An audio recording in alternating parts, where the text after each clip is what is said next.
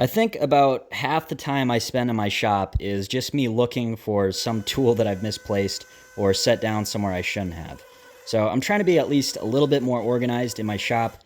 And one of the things that's been disorganized since the beginning has been my sandpaper stuff. So in this video, I'm going to try and fix my sandpaper problem. And to start, I'm going to make some storage for my random orbital sanding pads.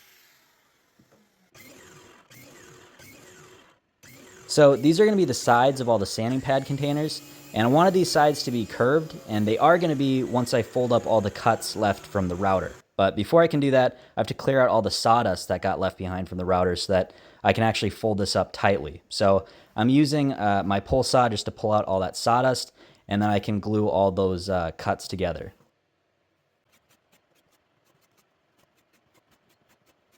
So I wanted all these gaps to become basically invisible once they were all glued together, but I made the mistake of using hot glue, which is just too thick and doesn't let the gaps close all the way. I really should have used CA glue, but I was out and I thought that this would be a good substitute, which it was not. But I don't know, it turned out all right, I guess. And then I'm just going to do a little bit of final shaping of the sides at the bandsaw.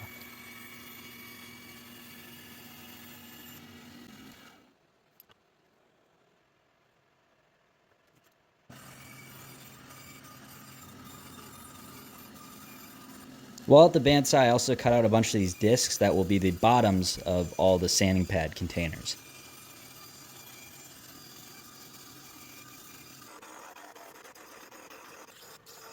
And now I just got to glue and pin all my pieces together.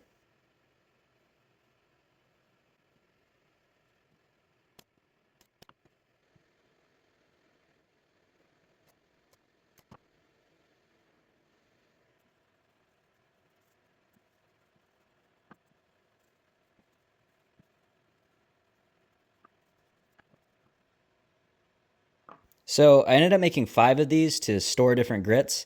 And next I'm going to make a sort of dock that can hold all these containers.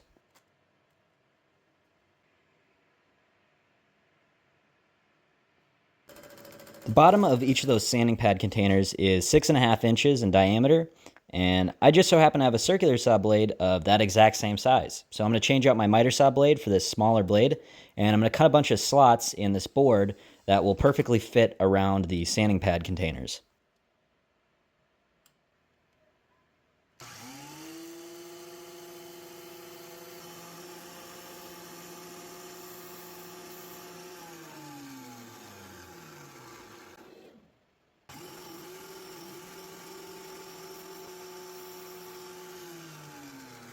And to make this board look a little more fancy, more finished, I'm just going to add some curves and angles.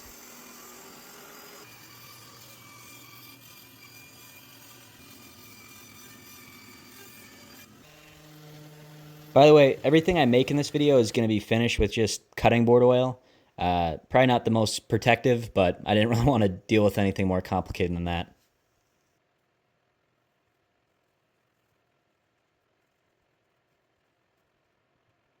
There's a huge pegboard in my shop that doesn't really get a lot of use. There's a lot of open space on it, so that's where I'm going to hang this, and then I can just fit in all the sand pad containers.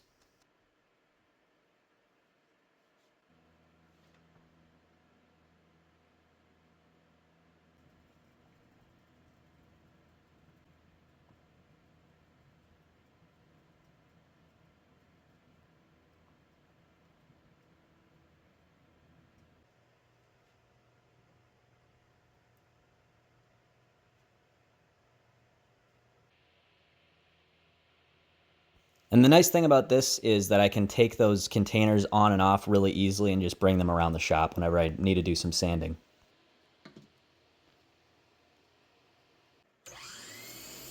Next, I'm going to make some stackable trays to hold all my sandpaper, and I'm also going to try out a pretty inefficient but also, I thought, kind of cool idea, which you'll see in a minute. So I have all 4 sides of my tray cut out, and I'm going to use the biscuit joiner to make a sort of curved rabbet joint to join all the sides together. So like I said earlier, this is definitely not the most efficient joinery technique. I had to make a centering jig for my biscuit joiner, and I also had to cut this joint in several passes, so it took a while, but I do think it turned out pretty cool.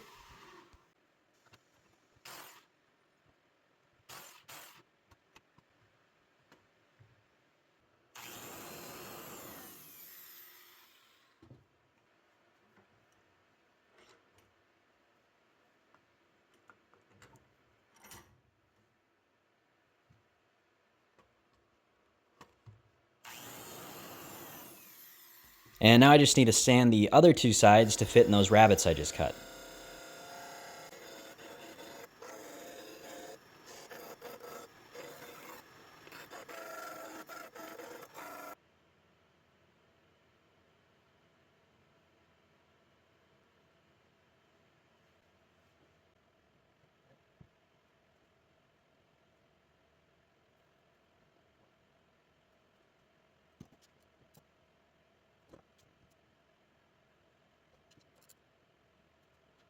While the glue's drying on that, I'm going to use a 4-inch hole saw bit, the same size as a biscuit joiner blade, to cut a bunch of biscuit splines that I can use later in the project.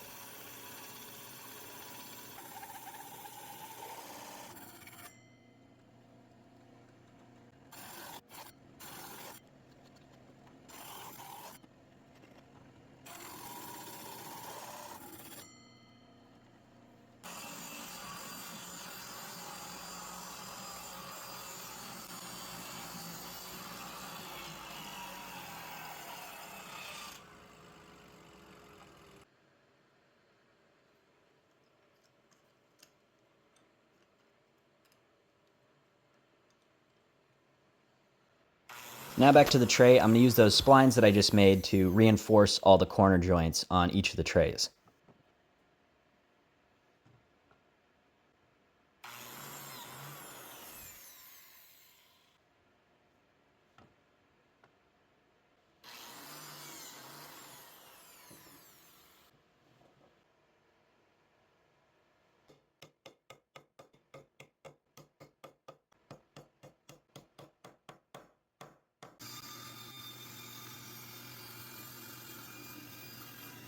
I didn't want to cut the splines completely flush with the side of the tray. I thought it would look good if they are raised just a little bit. So I'm using a flush trim bit, but I used a bigger bearing. I switched out the bearing on the flush trim bit with a slightly bigger bearing that will leave the splines raised just about a 1/16 of an inch.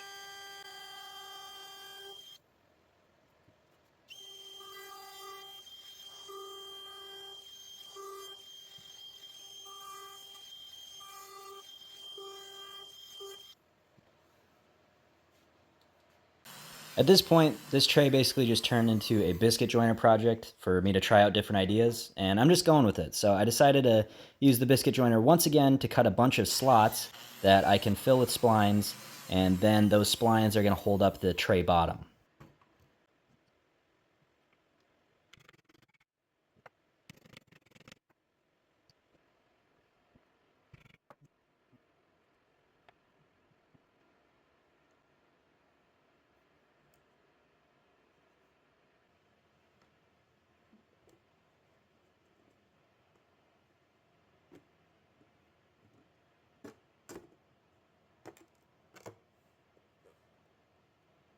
One more thing to finish off these trays. I made 3 of these trays, and I want them to be stackable. So I'm making a sort of tab that will stick out on the top of each tray and fit into the bottom of each tray so that they, stack on top of each other, which you'll see here in a minute.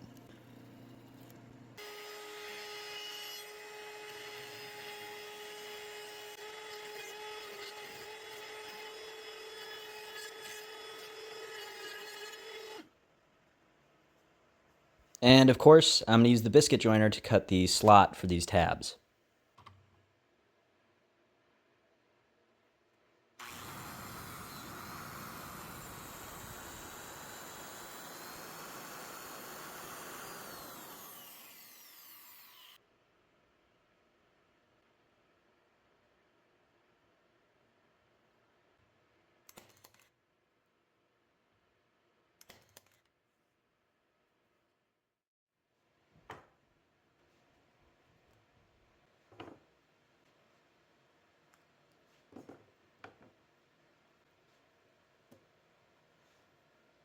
If I had just left these trays open, they would probably just fill up with sawdust from my shop. So I'm going to make a top for these trays, and I'm also going to drill a bunch of holes in that top so that I can hold a bunch of other miscellaneous sanding tools I have.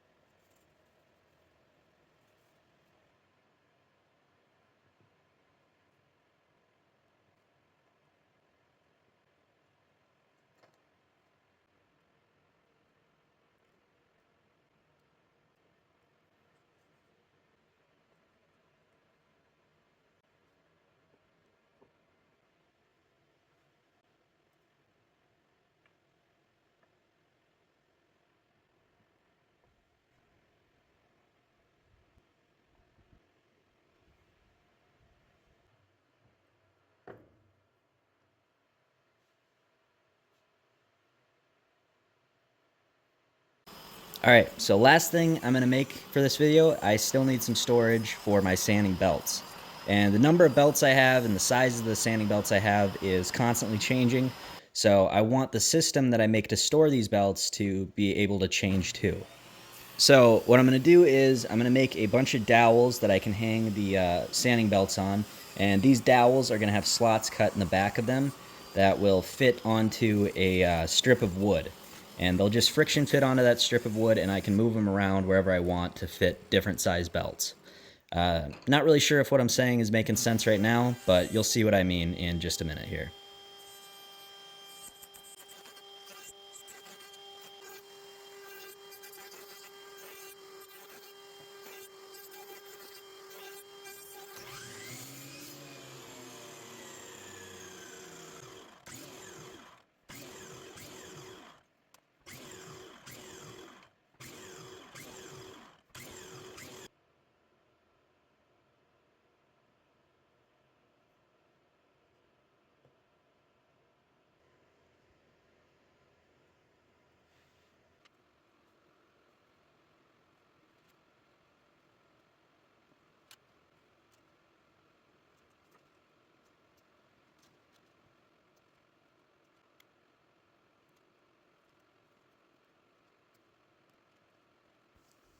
And that's it. I have all my sanding stuff pretty well organized now. So thanks for watching. I hope that you like this video. Please like, comment, and subscribe.